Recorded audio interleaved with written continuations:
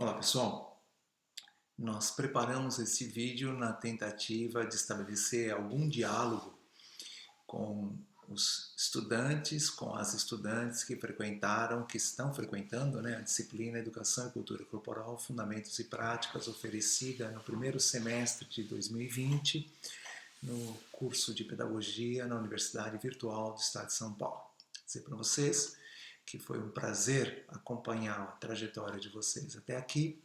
A gente tem ficado bastante atento às postagens que vocês fazem no fórum temático, no fórum de dúvidas, e gostamos muito de receber algumas questões para que a gente possa interagir de uma outra maneira, né? Até então, os vídeos foram gravados lá no mês de janeiro, né? Os vídeos que vocês têm assistido foram gravados no mês de janeiro. O curso foi concebido pensando numa determinada trajetória formativa, mas são vocês, as pessoas que estão vivendo essa experiência por dentro, que tem mais elementos para nos informar a respeito dela, para que a gente possa também repensar o curso, pensar as atividades, pensar tudo que a gente vem organizando e desenvolvendo aí no campo da formação de professores e professoras, mais especificamente no trato das práticas corporais na escola. Mas antes disso, e aí sim, dizer para vocês, talvez a mensagem mais importante de tudo que eu vou dizer é esta, que eu desejo que todos e todas estejam bem, estejam em casa, cuidando de si, cuidando dos familiares, adotando todas as precauções que são as recomendações das autoridades médicas para que a gente possa enfrentar este período tão difícil da sociedade como um todo e da sociedade brasileira de maneira geral. Então, por favor, fiquemos em casa, por favor, cuidemos uns dos outros, por favor, olhemos para as nossas crianças, para os nossos idosos, para nós mesmos, de uma maneira bastante cuidadosa. Então, acho que essa é uma mensagem importante para a gente deixar agora.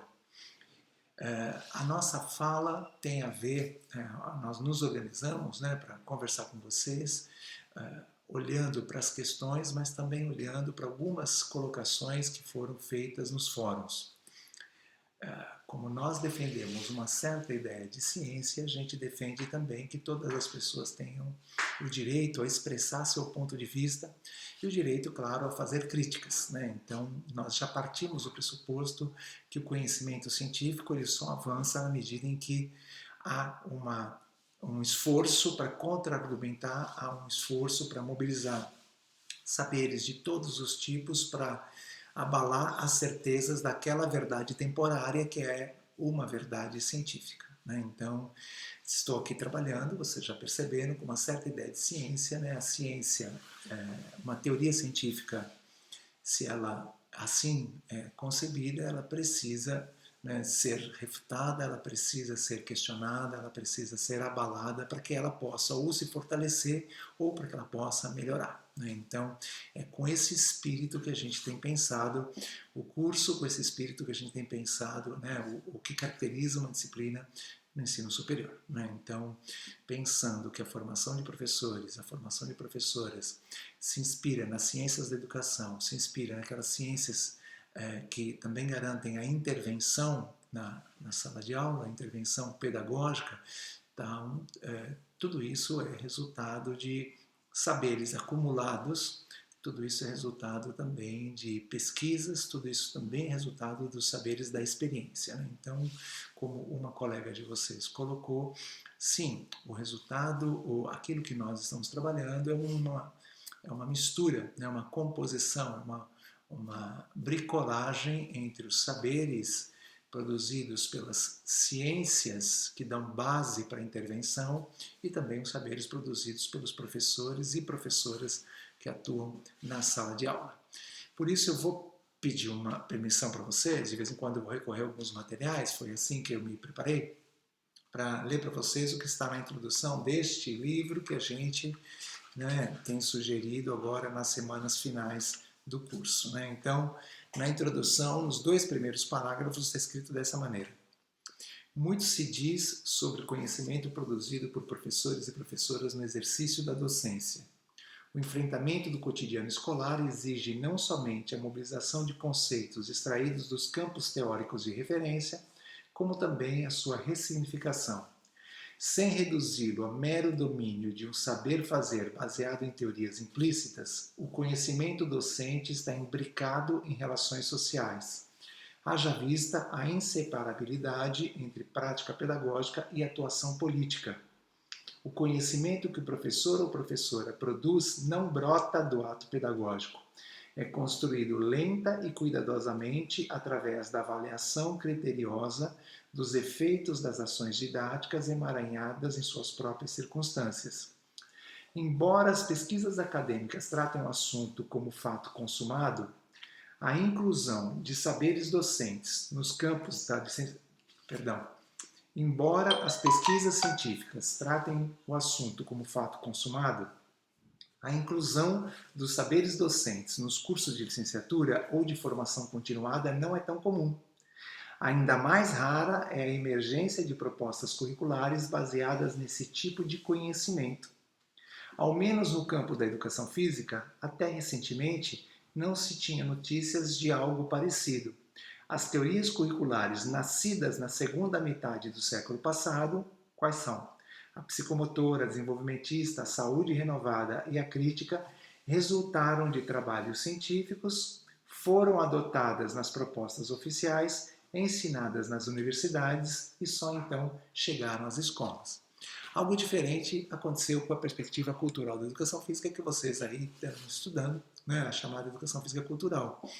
Vocês devem ter percebido, sobretudo agora na semana 6, verão isso na semana 7 e na semana 8, que os conhecimentos mobilizados nessa disciplina foram produzidos nas escolas, por professores e professoras que atuam na educação infantil, que atuam nos anos iniciais do ensino fundamental, nos anos finais do ensino fundamental, nos anos no ensino médio, que atuam também nas modalidades educação profissionalizante, né, porque afinal de contas há várias escolas técnicas onde essa disciplina é desenvolvida, e que atuam também na modalidade educação de homens e adultos. Então, vocês devem ter percebido que da metade do curso para cá, nós sempre colocamos como sugestão de leitura um relato de experiência.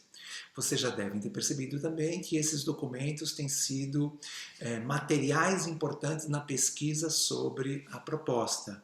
Mas a pesquisa sobre a proposta, ela não se baseia somente na análise de relatos de experiência. Muitos trabalhos que vocês acessaram e que estão aqui nesse livro, que ele estava disponível na biblioteca virtual e pelos comentários que vocês foram colocando nos fóruns, a gente foi percebendo que nem sempre vocês conseguiam acessar, mas ele, né, no momento que a disciplina foi planejada, ele estava lá. Cada um desses capítulos, e vocês leram vários ao longo do curso, foi escrito, né, por um professor, por uma professora, que são professores da educação básica e que investigaram essa proposta lá nas suas aulas ou nas aulas de outras pessoas. Então, a gente foi cuidando ao longo da disciplina para que vocês tivessem acesso não só, né, aos conceitos que a disciplina desenvolveu, mas também ao percurso de produção desses conhecimentos. Então, essa é uma questão, gente, muito importante. Nós estamos, às vezes, trabalhando com os pequenos, com os médios, né, com os jovens, adultos, idosos, etc. Nós estamos trabalhando nas escolas, às vezes nós, professores e professoras, apresentam os conhecimentos, né, as teorias, os conhecimentos científicos, e nem sempre a gente investe muito na maneira, né, na explicação, na maneira como aqueles conhecimentos foram produzidos, né? Então, eu não quero ficar usando exemplos de várias áreas, né, mas todos vocês sabem que nós temos trabalhado a alfabetização, né, de uma maneira bem diferente do que aquela que, por exemplo, eu fui alfabetizado, né? Então, lá na antiga primeira série, eu fui alfabetizado usando um determinado método, e hoje você vê um trabalho de alfabetização a partir das teorias da sociolinguística, a partir do construtivismo pedagógico, a partir da psicogênese, ou seja, há outras maneiras de conceber o trabalho de alfabetização, mas você, pedagogo, você, pedagoga, certamente você, nas disciplinas que tratam desse assunto, você se apropriou também das maneiras como isso foi produzido. Né? Ou seja, como que esse conhecimento se tornou um conhecimento dentro do currículo do curso de formação de pedagogia, a partir, dentro do curso de formação de professores, né, dentro do curso de pedagogia, a partir das pesquisas realizadas sobre o assunto, que foram feitas de certas maneiras. Então, há uma passagem em um dos textos que faz uma crítica ao conhecimento científico, faz uma crítica ao predomínio, à hegemonia do conhecimento científico. Vocês estudaram lá, leram lá o trabalho do professor Flávio Nunes dos Santos Júnior, né, um artigo publicado no final do ano passado, onde ele vai defender lá a existência do interconhecimento. Na última semana nós vamos voltar lá nesse assunto, né, na última semana do curso, e vamos defender na Educação Física e Cultural a ideia da ecologia de saberes, né, que é uma ideia de um professor português. Né? Então, como é importante que a escola, que a pedagogia se nutra de saberes de vários lugares, saberes de várias fontes, também, né, saberes dos conhecimentos científicos. O que não significa, e aí estou deixando isso, né, bem marcado, o que não significa se apropriar de conhecimentos e fazer valer conhecimentos que o próprio conhecimento científico já derrubou. Então, um dos comentários que eu adorei, que foi que apareceu lá no fórum, dizia respeito a será que isso aqui não abre espaço para coisas do tipo terraplanismo? De modo algum. Né? Ou seja, a ciência já produziu saberes suficientes para refutar esse tipo de argumento. Então, quando a gente diz que há que ter, né, uma ecologia de saberes, que há que ter também um outro tipo de conhecimento na perspectiva cultural da educação física, a gente não está dizendo esse tipo de conhecimento. A gente está dizendo que as práticas corporais, elas são embebidas, elas são mergulhadas, elas estão imersas num caldo de conhecimentos que às vezes transcendem os conhecimentos científicos. Então, quando a gente brinca, quando a gente luta, quando a gente dança, quando a gente faz esporte, quando a gente faz ginástica, a gente está, sim, influenciado pelos saberes da ciência, mas também influenciado pelos saberes da tradição. Agora, na medida em que aqueles saberes da tradição são analisados, discutidos, submetidos ao crivo do método científico, eles se tornam até conhecimentos científicos. Vou colocar uma passagem, né? Ou seja, nós já sabíamos, as sociedades, né, humanas já sabiam desde a Grécia Antiga que a prática de exercícios físicos sistematizados gerava uma série de transformações no corpo. Ou seja, antes da ciência, né, da ciência médica, da ciência biológica, já se sabia desse tipo de efeito das atividades. E aí, posteriormente, a ciência do treinamento e a ciência, né, da fisiologia do exercício trouxe contribuições importantes para essa sistematização. Então, é evidente que hoje nós já não fazemos mais ginástica como fazíamos, né, 2000 anos atrás. Né? Até porque a ginástica lá era uma prática quase religiosa. Né? Hoje nós fazemos ginástica com outro espírito, com outro significado, com outro intuito e muito influenciada pelos conhecimentos científicos. Então, é nesse tom. Tudo bem, gente? Então, é a busca de um equilíbrio entre os saberes que vêm da escola, os saberes que vêm da rua, os saberes que vêm da comunidade. Mas, claro, nós somos profissionais que chegamos no ensino superior, que nos apropriamos dos conhecimentos científicos e esses saberes precisam ser mobilizados no momento das nossas intervenções e, se nós estamos falando de práticas corporais, o olhar da ciência para as práticas corporais é fundamental e a gente não pode abrir mão dele. É isso. Né? Então, mostrando isso para vocês. Na nossa disciplina agora, né, saindo do objeto da nossa disciplina e caminhando para o nosso percurso formativo na nossa disciplina, nós priorizamos, como vocês acabaram de ver na leitura que a gente fez, nós priorizamos um tipo de conhecimento que nem sempre é reconhecido e valorizado pela universidade, pela academia, pelos centros de pesquisa, que é o conhecimento que o professor produz quando ele faz a aula, quando ele desenvolve a docência, quando ele trabalha na escola. Então, este professor que leu as teorias pós-críticas. Este professor, que estava descontente com as propostas que existiam da educação física lá no finalzinho do século passado, este professor começa a realizar experiências. Não havia uma teoria da educação física cultural. Essa pessoa começa a realizar experiências, que é professor, que é professora da educação infantil, dos anos iniciais, do Fundamental 2, do médio. Essa pessoa vai produzindo um conhecimento da experiência sobre aquela perspectiva de trabalho. E aí, as pessoas vão lá e fazem dissertações de mestrado, tese de doutorado ou outros tipos de pesquisa. Então, vocês viram, este livro, se vocês lerem lá na introdução, é resultado de uma pesquisa com a prática pedagógica desses professores. Ou seja, quando a gente faz essa pesquisa e submete ao crivo de certos métodos de pesquisa, porque também é uma variedade muito grande de métodos de pesquisa, né? Então, quando você trabalha, né, com pesquisas pós-críticas, você valoriza um certo tipo de saber, valoriza um certo tipo de análise, valoriza um certo tipo de olhar e produz um conhecimento que é um conhecimento científico também e que pode ser, né, refutado, pode ser criticado, pode ser... Porque se a gente achar, né, que essa é a única verdade, que essa é a verdade última e chegamos num patamar melhor de conhecimentos, a gente não melhora como sociedade, a gente não melhora como pessoa, a gente não melhora como cidadão, como cidadã. Então a ideia é, olha, dizer para vocês que hoje, né, em 2020, neste momento que nós vivemos, a educação física está nesse ponto. Existem outras propostas que também são interessantes, que também são, mas essas propostas elas foram elaboradas num outro momento histórico, né, num outro contexto social. E a questão é a gente pensar em que medida essas propostas respondem ao contexto que nós estamos, e é um contexto absolutamente novo, né? Um contexto, vocês perceberam pela disciplina, como nós elaboramos a disciplina em janeiro, a gente, né, previa a realização dos Jogos Olímpicos, então nós pensamos que seria interessante se a Érica, se a Cindy, se a Nina e se a Emília, que são professoras reais, que existem fisicamente, né? Ou seja, a gente pensou que seria interessante que essas pessoas se debruçassem sobre as questões dos Jogos Olímpicos, porque eles acabam mobilizando, às vezes, a escola de alguma maneira, né? Veio a pandemia, os Jogos Olímpicos foram cancelados, né?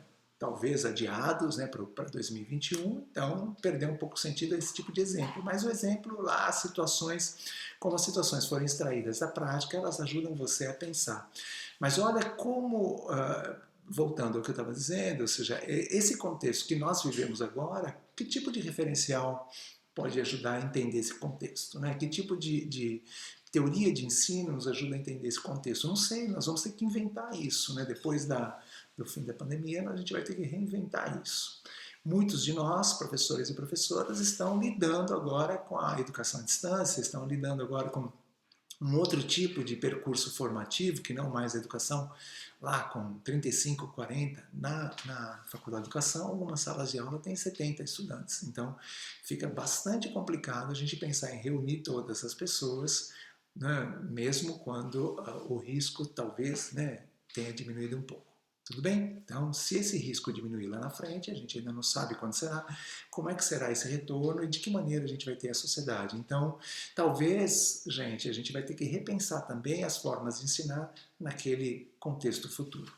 Bom, então com isso eu queria responder pelo menos duas questões que apareceram e queria também responder algumas das colocações que foram né, postadas lá nos fóruns e que eu volto a dizer, eu agradeço que vocês tenham feito isso, né, porque a gente pode criar uma escuta e pode pensar melhor a partir daquilo que vocês que estão vivendo a experiência colocaram. Tá? Bom, uma outra questão que apareceu é uma pessoa que eu estou lendo na medida que eu estou falando com vocês, né? Uma pessoa também pediu uma explicação com mais detalhes a respeito das outras vertentes da educação física. Então, há na literatura várias obras que tratam do assunto, né? Vocês devem ter visto, quem navegou lá pelo canal, né, do GPEF, né, do Grupo de Pesquisa em Educação Física Escolar, que é o youtube.com/gpef-FE-USP, né? GPEF FEUSP, né? Ou seja, quem navegou lá percebeu que há alguns vídeos que tratam inclusive desse assunto, né, das várias vertentes da educação física. Se vocês procurarem também, mesmo no YouTube, vocês verão bons exemplos, né, de trabalhos na perspectiva ginástica, na perspectiva esportivista, na perspectiva psicomotora, na perspectiva desenvolvimentista, na educação para a saúde, nas teorias críticas e na perspectiva cultural da educação física, também chamada pós-crítica. Então, há bons trabalhos. Estas teorias, como vocês sabem, elas se inspiraram, num determinado momento, elas se inspiraram na psicobiologia, num outro momento, elas se inspiraram na anatomia e na fisiologia, num outro momento, elas se inspiraram no materialismo histórico e, mais recentemente, elas têm se inspirado nas teorias pós-críticas, né? Ou seja, o pós-estruturalismo, os estudos culturais, o multiculturalismo crítico, o pós-modernismo, o pós-colonialismo, as filosofias das diferenças, né? Então você tem aí uma contribuição de campos teóricos diferentes para a gente pensar na intervenção. Da mesma maneira que nos cursos que formam professores, a gente estuda sociologia da educação, história da educação, a gente estuda didática, a gente estuda psicologia da educação para pensar nas intervenções, para compreender a sociedade. As vertentes da educação física também foram buscar conhecimentos ou da biologia, ou da psicologia, ou da filosofia, né, o materialismo histórico, ou da filosofia, ou de outras filosofias, né, de outras concepções de sujeito, cidadão, pensamento, para pensar as suas intervenções. Então, praticamente nenhum de nós, nem eu, né, nem vocês, tivemos aulas baseadas no currículo ginástico, porque essa vertente ela esteve muito presente na inserção da educação física na escola e depois até os primeiros anos do século XX. Ela se baseava, né, em alguém oferecendo um modelo a ser seguido, uma execução, né, de movimentos e as crianças, esse é o método mais presente no Brasil, né, segundo os livros de história da educação física. E as crianças reproduziam esses movimentos. O objetivo era a produção de um corpo forte, o objetivo era a produção de corpos obedientes. Ela tinha uma inspiração, ela tinha assim, uma base higienista, né? uma preocupação, né, com a pureza racial, uma preocupação com o embranquecimento, ou seja, é uma história muito complicada, é uma história bastante triste, né? Vista aos olhos de hoje, a gente tem que, né, rejeitar ao máximo essa perspectiva de trabalho, né? Ou seja, naquele momento ela tentava atender aos valores daquela sociedade que a gente refuta, né, que a gente repudia, né, enormemente. Então, esse foi o currículo ginástico. E aí houve uma mudança na sociedade, como vocês sabem, fizeram a disciplina, entenderam, houve uma mudança também de ideias pedagógicas e o esporte vai aparecer como uma experiência formativa de grande destaque, né? Ou seja, o esporte numa sociedade que vai se industrializando, numa sociedade que vai se urbanizando, de repente, né? Ou seja, a ginástica deixa de ser uma experiência formativa interessante e o esporte passa a ocupar esse lugar com bastante destaque, o esporte passa a ser visto como um meio de educação para uma sociedade que precisava formar identidades vencedoras, ou seja, alguém que fosse enfrentar os desafios, alguém que fosse enfrentar, né, aquilo que a sociedade industrial, né, apresentava, ou seja, a ideia do mérito, a ideia da competição, e aí o esporte se estabelece não só, né, no discurso dos educadores, mas também no discurso social como um todo. Roupa esporte, carro esporte. Ser esportivo passa a ser um estilo de vida moderno, né, no sentido da modernidade, que não tem nada a ver com o que a gente está falando agora. Bom, o tempo vai passando, mais pesquisas, né, sobre o ensino, mais pesquisas sobre a escola, mais pesquisas sobre sobre o papel da escola na sociedade, e aí, né, os estudos da psicologia do desenvolvimento vão vão ter um impacto muito grande na alfabetização, na matemática, né, no ensino da matemática, na alfabetização, no ensino das ciências e também no ensino da educação física. Então, com duas contribuições, né, duas vertentes da educação física, a perspectiva desenvolvimentista, ou seja, que vai olhar para a educação física como aquela disciplina que contribui para o desenvolvimento motor, né? Ou seja, a ideia era que o cidadão, que a cidadã, ao concluir a escolarização, pudesse né, desfrutar de um repertório amplo de habilidades motoras para as atividades do cotidiano, para o mundo do lazer, para a esfera esportiva, ou seja, a ideia era que uma pessoa desenvolvimentalmente completa do ponto de vista motor. Nessa teoria, o desenvolvimento cognitivo e o desenvolvimento afetivo social viriam a reboque do desenvolvimento motor. Basicamente, estou usando uma linguagem bem simples, né, para explicar o assunto. Mas, ao mesmo tempo, há uma outra vertente, né, que aparece com muita força na Europa, a desenvolvimentista aparece com muita força nos Estados Unidos e na Inglaterra, e na França aparece o método psicocinético, que entre nós ficou muito conhecido como psicomotricidade ou educação psicomotora. Então você tem um campo de estudos, né, muito intenso, que vai pensar numa formação das funções psicomotoras, né, numa formação de base de todas as funções psicomotoras e que vai trabalhar, né, com a lateralidade, com a coordenação motora, com a orientação temporal, com a estruturação do espaço, aquela ideia de que se a gente proporcionar às crianças situações em que elas mobilizem esses conhecimentos, né, essas capacidades, essas crianças vão aprimorar, né, a ramificação nervosa, essas crianças vão aprimorar a sua sensibilidade, essas crianças vão aprimorar os domínios, né, cognitivo, afetivo, social e psicomotor. Então há uma ideia, né, que as atividades motoras têm um papel importante nesse processo. Né? Então, nós começamos, né, nesse período a desenvolver brincadeiras, danças, para que as crianças desenvolvessem a noção de ritmo, para que as crianças conhecessem o próprio corpo, para que as crianças conhecessem o corpo dos outros.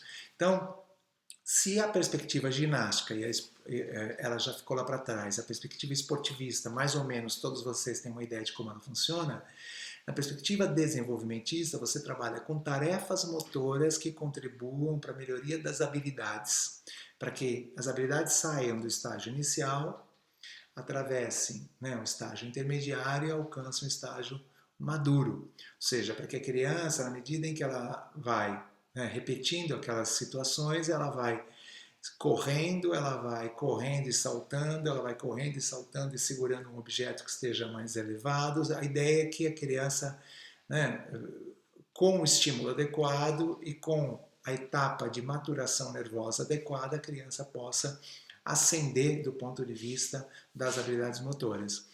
A perspectiva psicomotora é um pouco diferente. Nós vamos propor situações bem específicas em que as crianças possam fazer um domínio, né? Aprimorar o seu domínio cognitivo, o seu domínio afetivo.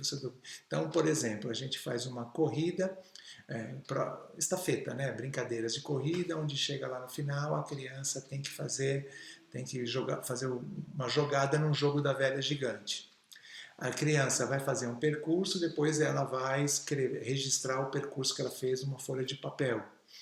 A criança vai ser desafiada a pular corda um certo número de vezes e sair, né? Um certo número de pulos e sair. 5 mais 5, vai lá e pula, dá 10 pulinhos e sai. Ou seja, as atividades motoras, elas são também baseadas em estímulos cognitivos ou em estímulo socioafetivo. Então, a brincadeira, por exemplo, do pega-pega corrente.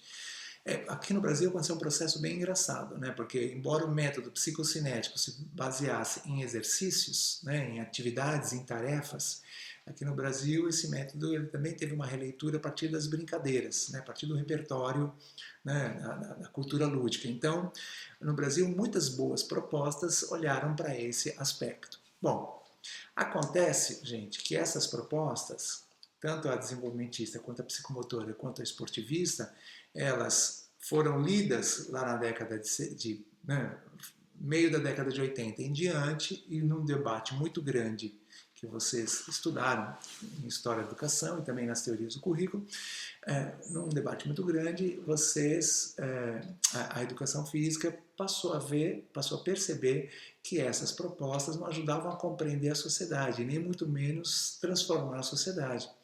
E aí há toda uma leitura da educação física a partir das ciências humanas. Essa leitura vai suplantando a visão da educação física da psicologia e da biologia.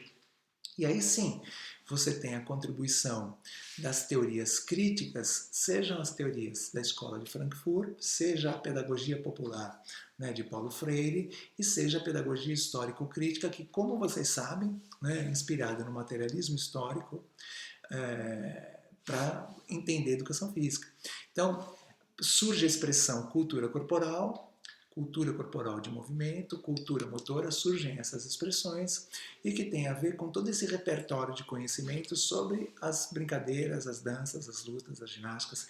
E a ideia da perspectiva crítica é que as pessoas pudessem ter uma leitura crítica da ocorrência das práticas corporais. E, graças à influência do materialismo histórico, havia uma preocupação muito grande com a concretude, com a feitura das práticas corporais e o entendimento de como essas práticas corporais, do papel que elas desempenhavam e dos sujeitos dessas práticas corporais numa sociedade capitalista. Então, por exemplo, a prática vamos dizer assim, alienada no sentido do materialismo histórico, né? A prática alienada do esporte passa a ser criticada e há todo um trabalho para entender como é que esse processo de construção de regras e o papel que o esporte desempenha na sociedade, como é que isso funciona. Ou seja, há um trabalho pedagógico que leva as crianças a entenderem qual é o papel do esporte na sociedade, como é que as regras se constroem, a quem interessam aquelas regras, a quem não interessam. Então, aí sim, né, gente? Essa perspectiva, ela passa a olhar para a sociedade mais ampla, né? A teoria crítica passa a olhar para os currículos críticos da educação física, passam a olhar para a sociedade mais ampla, e a educação física passa a ser um componente que tenta formar pessoas para essa sociedade, né? E os trabalhos mais importantes da pedagogia crítica, eles são da primeira metade dos anos 90. Então, havia um certo desenho social. O Brasil vinha atravessando, né, o período de redemocratização. Como vocês sabem, né, a segunda metade dos anos 80 foi um período de abertura para a escola pública, né, de novas ideias pedagógicas. Então, as teorias críticas da educação física, elas se inserem nesse momento e elas trouxeram muitas mudanças, e mudanças bem interessantes para as práticas pedagógicas. Bom, mas o que vocês estudaram no curso não foi a teoria crítica da educação física e nem as teorias não críticas, né? Ou seja, psicomotora, e também não estudaram a educação para a saúde, né? Que é uma perspectiva de trabalho de educação física que está voltada para a formação de cidadãos e cidadãs, né? De pessoas fisicamente ativas, né? Vocês estudaram uma educação física que está inserida num outro lugar, que aí sim, né? Ela vai se alinhar a um conjunto de teorias, de campos teóricos, que questionam as certezas da modernidade. Então, a modernidade, ela contribuiu muito para a sociedade que nós temos, mas ela também contribuiu para o aumento da desigualdade, etc, etc, etc, que vocês já sabem tudo isso. A modernidade apostou na razão, a modernidade apostou na autonomia, a modernidade apostou numa certa visão de ciência, apostou na libertação, apostou na emancipação, apostou na conscientização. As teorias pós, e aí foi a pergunta de uma colega de vocês, ou de um colega, não sei, porque as questões não estavam identificadas, as teorias pós contribuíram de várias maneiras, têm contribuído de várias maneiras para explicar a sociedade. Elas oferecem uma outra forma de analisar a sociedade. E uma delas é o pós-estruturalismo. Foi especificamente a pergunta de uma pessoa, né, de um estudante ou de uma estudante. Neste livro aqui, que é um livro, né, assim, básico sobre a perspectiva pós-estruturalista, qual é a questão que contribuiu para a nossa discussão? Né? Porque o pós-estruturalismo é muito amplo. A gente foi ali, né, pensando, e os professores e professoras, o percurso que vocês já conhecem, né, foram pensando. Há três elementos importantes, né, gente? Ou seja, quando o pós-estruturalismo influencia os estudos culturais, os estudos da cultura, eles ajudam a gente a pensar a noção de cultura de uma outra maneira. Então, nas teorias pós, a noção de cultura não é da antropologia social, que talvez é a noção de cultura mais praticada entre todos nós. A noção de cultura, de estudos culturais, é entender a cultura como esse campo de disputa, esse campo de discussão, esse campo de conflito, de embate entre significados diferentes. Então, quem somos nós, professores e professoras? Somos nós que defendemos um conjunto de significados atribuídos às coisas do mundo, uma explicação, uma teoria, um modo de fazer, e defendemos isso nas escolas. E as crianças chegam com outros significados. O que acontece na escola é esse poço de produção de cultura, né? Esse lugar onde a cultura ferve, onde as crianças trazem seus significados, os professores trazem seus significados, etc. É claro que pessoas como nós, que tiveram a oportunidade de ir à universidade, partilham um conjunto de significados e fazemos força para que esses significados sejam apropriados pelas crianças. As crianças, jovens, adultos e idosos que vão à escola também levam significados e resistem ou se apropriam. E na medida que vão percorrendo, né, a trajetória escolar, elas vão cada vez mais mergulhando nesse outro conjunto de significados. Então, o que os estudos culturais nos ensinaram? Que não existe uma cultura melhor que a outra. O que o pós-estruturalismo nos ensinou, entre tantas outras coisas? Né? O pós-estruturalismo nos ensinou que esse embate é sempre em cima da diferença. Né? Ou seja, que na verdade o que está em xeque é um processo de diferenciação constante. Então, e que esse processo é muito influenciado pelas relações de poder. Então, olha para a gente pensar, né? Um exemplo, vocês já me viram esse exemplo nos vídeos, né? Eu gosto bastante, ou seja, se a gente pensar o samba, se a gente pensar a capoeira, como é que eles estão no lugar que eles estão agora? Porque houve muita luta cultural pelo direito dos grupos que se veem representados no samba, se veem representados na capoeira, também se tornarem representativos na sociedade. Porque a capoeira já foi uma prática corporal perseguida, os capoeiristas já foram perseguidos, a capoeira já foi proibida, os capoeiristas já foram perseguidos. O futebol já foi uma prática restrita aos brancos aqui no Brasil. Um dos primeiros atletas negros a entrar em campo entrou maquiado. Né? Então, para a gente perceber, gente, que as práticas corporais elas não estão isentas. E são os estudos culturais, na sua vertente pós-estruturalista, que ajudaram a educação física a identificar isso, a perceber isso. Então, quando a gente usa a expressão que está no nome da nossa disciplina, cultura corporal, a ideia é que essa cultura ela é esse embate, essa cultura corporal, essa cultura que está na expressão cultura corporal, é esse lugar de embate, é esse lugar de que existem mais de uma maneira de brincar de pular corda, existe mais de uma maneira de brincar de casinha, existe mais de uma maneira de dançar frevo. Mas a escola não vai ensinar todas as maneiras, mas a escola vai ensinar que nenhuma maneira é melhor do que a outra, a escola vai ensinar que grupos diferentes pensam aquela prática de forma diferente. De um bairro para o outro, as regras de uma brincadeira mudam, de uma turma para outra, as brincadeiras mudam. Né? Então, olha que interessante. A cultura corporal, na perspectiva dos estudos culturais, na perspectiva da educação física cultural, ela reconhece isso, ela valoriza isso e que todos os grupos podem apresentar isso. Então, além da noção de cultura, o pós-estruturalismo vai nos ajudar a pensar também, a repensar a noção de linguagem. A linguagem deixa de ser só uma representação. Eu vou desligar porque ele está tocando aqui. A linguagem deixa de ser só uma forma de representação da realidade e a linguagem passa a ser também uma forma de produção da realidade. Né? A linguagem é uma maneira, no meio da cultura, ao nos apropriarmos dos discursos que estão postos em circulação, a gente vai vendo as coisas do mundo influenciados por esses discursos. Então, ir à universidade, se apropriar do discurso científico, passa a influenciar a maneira como você vê as coisas no mundo. É isso. Né? Então, você tem uma noção de cultura que influencia a ideia de educação física, você tem uma noção de linguagem que influencia a ideia de educação física, ou seja, a linguagem também é a linguagem corporal, que vai produzindo as práticas corporais de uma certa maneira. E você tem uma ideia de conhecimento que também influencia a educação física. Lá na última semana vocês verão que com a contribuição dos estudos culturais, com a contribuição do pós-colonialismo, com a contribuição do pós-estruturalismo também, a noção de conhecimento, né, de conteúdo pedagógico, né, a noção de conhecimento da educação físico-cultural, ela também se amplia. Bom, estamos terminando aqui dentro das questões que foram encaminhadas.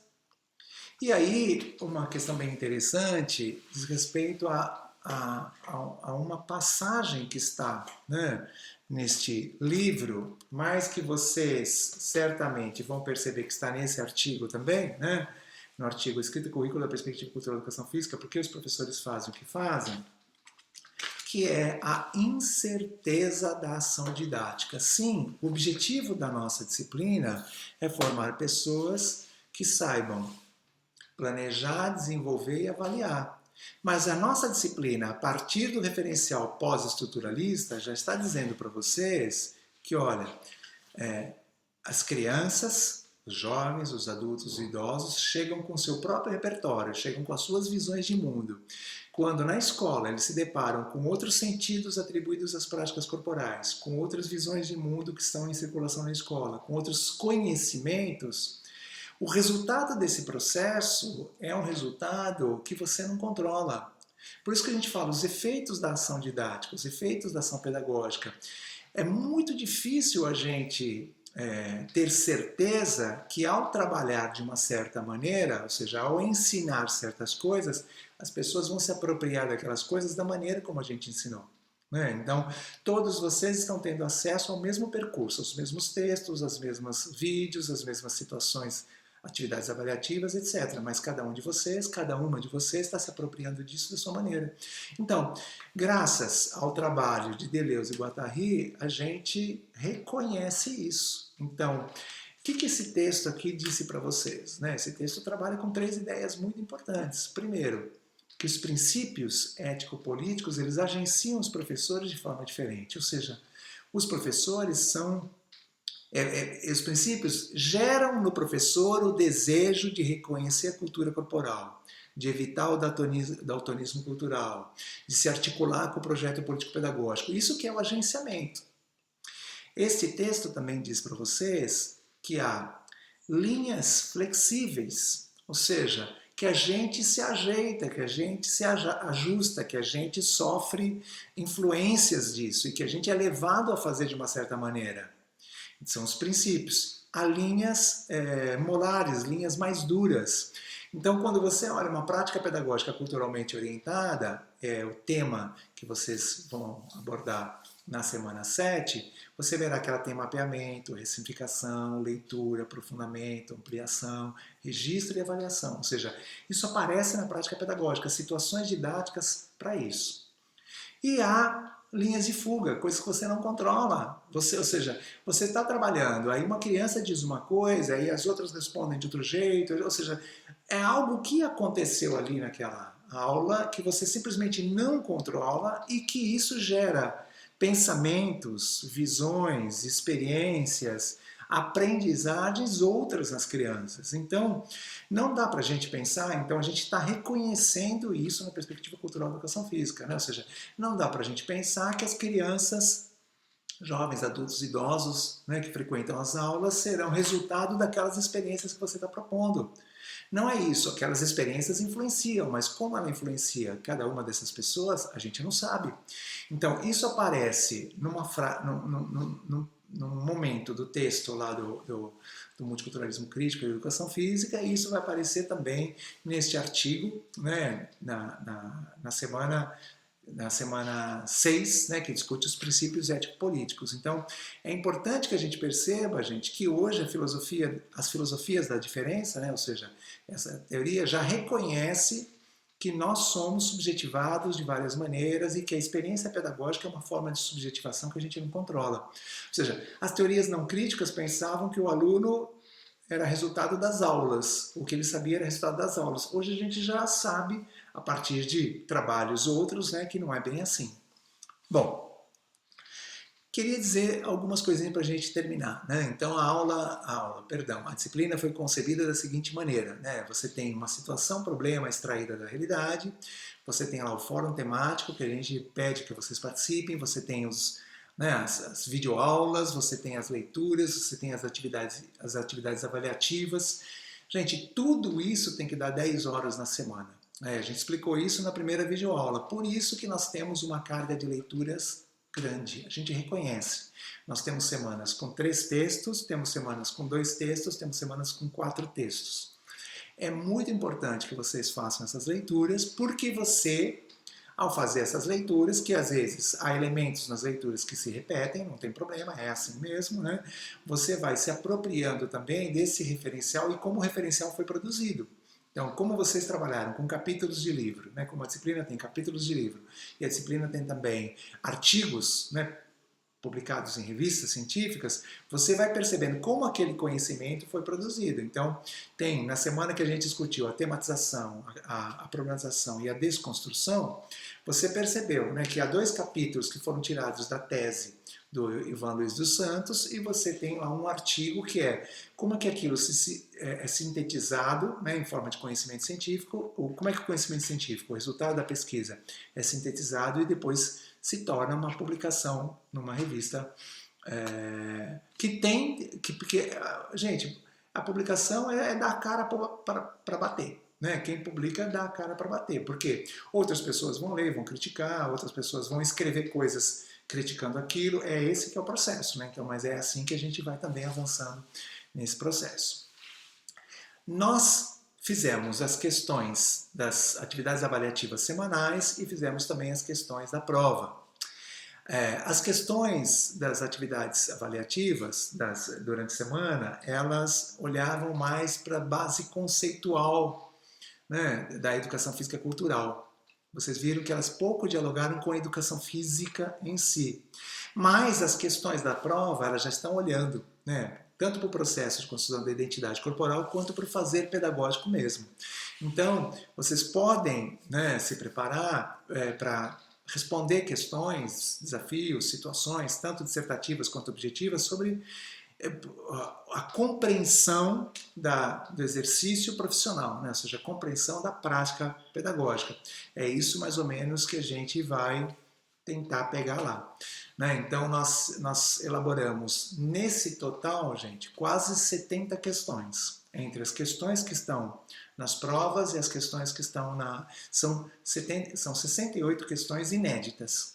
Então você pode perceber, né, que como você precisa fazer as questões coladas nos textos, para que não tenha, né, tanta interpretação, tanta abertura, assim, etc., para que você possa fazer isso, você precisa ter bastante material à sua disposição para você trabalhar melhor com esse material. Né? E aí você elaborar questões mais interessantes para que você possa participar, né? Entendendo a prova como uma experiência formativa interessante.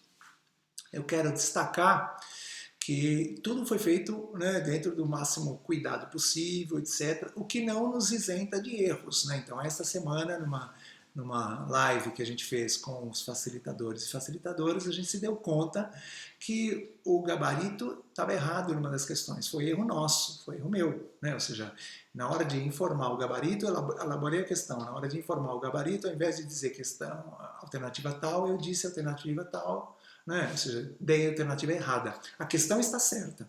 A resposta também está entre as alternativas lá. Né? Mas a questão, eu comuniquei o gabarito errado. Então, acabei prejudicando, claro, o processo.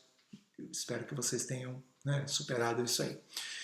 Quero destacar também o trabalho dos facilitadores e facilitadoras. Né? A gente tem feito reuniões, eu tenho acompanhado os comentários que eles fazem lá nos fóruns, e olha, são pessoas muito bem formadas, são pessoas muito engajadas, são pessoas que estão aí, a gente percebe, dedicadas a contribuir muito na formação de vocês. Né? Então quero deixar também meu cumprimento e o reconhecimento pelo trabalho que essa equipe tem feito. Assim como a equipe que prepara o material que vocês acessam, né? Ou seja, uma equipe do design institucional aí que é muito bem feito também.